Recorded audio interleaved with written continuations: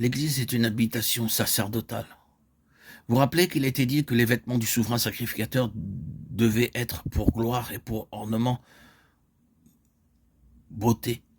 Exode 28:2. Aux yeux de Dieu, bien sûr, l'habillement et les vêtements magnifiques n'avaient aucune valeur en eux-mêmes. Les vêtements peuvent seulement être représentatifs de quelque chose de beaucoup plus grand. Il n'y a rien qui, même en prenant la forme d'un magnifique apparat, puisse impressionner Dieu, quoique cela puisse beaucoup influencer et impressionner les hommes. Cependant, Dieu dit que ces vêtements sacerdotaux devaient être pour la gloire et pour la beauté. Le mot beauté pourrait aussi bien être traduit par honneur. Dans Jean 17, nous avons la prière du souverain sacrificateur. Le Seigneur Jésus va vers l'autel, la croix, et ensuite il va traverser les cieux et parvenir jusqu'au trône. L'apôtre déclare, nous le voyons couronné de gloire et d'honneur, Hébreux 2:9. Pierre emploie exactement les mêmes mots quand, regardant vers le mont de la transfiguration, il dit, car il a reçu de Dieu le Père honneur et gloire, de Pierre 1:17. Quand était-ce? Et voici deux hommes s'entretenaient avec lui, c'était Moïse et Élie qui apparaissaient dans la gloire, parlaient de son départ ou de son exode qu'il allait accomplir à Jérusalem. Luc 9, 30, 31. C'est le prêtre qui est en vue. Nous ne pouvons pas aborder maintenant ce qui caractérise le souverain sacrificateur de l'Exode après la sortie d'Égypte. Le sang répandu, le sang aspergé, le témoignage à l'encontre de la mort. Tout cela, ce sont des fonctions sacerdotales. Mais l'aspect essentiel, c'est que tout cela est rassemblé dans le Seigneur Jésus comme souverain sacrificateur. La gloire et l'honneur résident dans l'œuvre sacerdotale. Quel est le service sacerdotal?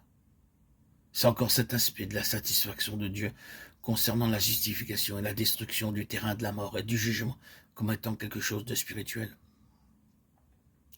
Zacharie déclare, il sera un sacrificateur sur son trône. Zacharie 6:13. C'est un cumul de fonctions que vous ne trouverez pas très souvent dans la Bible. Mais il est vrai que Jésus réunit les deux, le roi et le prêtre, dans sa propre personne. Il est roi parce qu'il est prêtre, pour la raison qu'il a accompli toute l'œuvre sacerdotale qui consiste à traiter le péché et l'injustice et à satisfaire Dieu. Il est intronisé comme prêtre sur son trône et il est roi. Nous avons seulement regardé le livre des Actes, mais nous remarquons que tout est là. Le psaume 2e est cité plus d'une fois dans ce livre. Quel rapport y a-t-il avec tout cela? Dieu, en ressuscitant Jésus selon ce qui est écrit dans le psaume 2e, « Tu es mon fils, je t'ai engendré aujourd'hui », Acte 13:33, indiquait que par la résurrection du Seigneur Jésus, sa position de fils avait une signification particulière, spécialement en raison de sa résurrection d'entre les morts. Si Jésus n'avait pas été ressuscité d'entre les morts, est-ce que Dieu l'aurait reconnu comme son fils? Je ne rejette pas le fait qu'il a toujours été le Fils de Dieu, mais c'est quand il est passé par la mort que Dieu l'a ressuscité des morts que ce Fils a pu être pleinement établi dans le ciel comme le vivant. C'est contre cela que l'ennemi s'insurge sans cesse. Quand il vint du Jourdain, la voix dit « Celui-ci est mon Fils bien-aimé, en qui j'ai trouvé mon plaisir » Matthieu 3:17. Et Satan veut invalider cela et le prendre dans les pièges de la mort d'une manière ou d'une autre. Et il lui a dit « Jette-toi en bas du haut du temple pour que d'une manière ou d'une autre on puisse voir la main de Dieu. » C'est l'objectif de l'ennemi.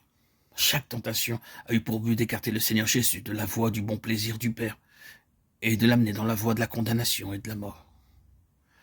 Mais il n'a jamais été détourné, il est allé à la mort volontairement sans y être attiré par Satan. Je donne ma vie, personne ne me l'ôte, ni homme, ni diable, mais je la donne de moi-même.